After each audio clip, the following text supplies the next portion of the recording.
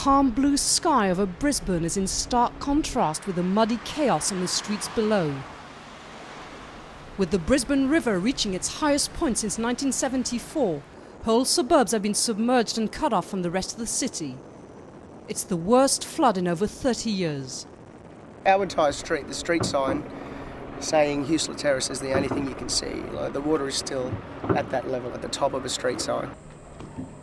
Evacuated residents are now negotiating the debris-filled waters to return to their homes and businesses and assess the damage. Many are facing bad news. Everything that I own I've lost.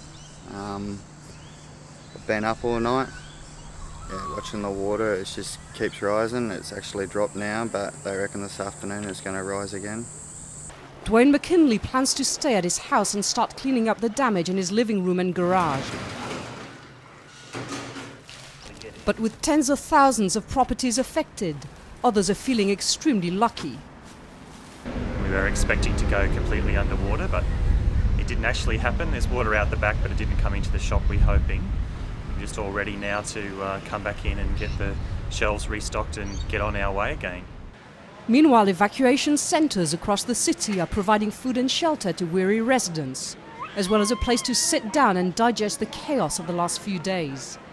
When you're stuck in a flood, you realize and recognize all the people you love, a kiss and a hug to all the people down in the struggle, hoping you got a warm blanket cover up. The water was at neck height in CJ's home when he and others, including 3 children, left for higher ground.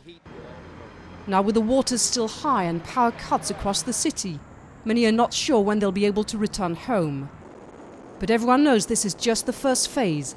The massive cleanup is yet to begin.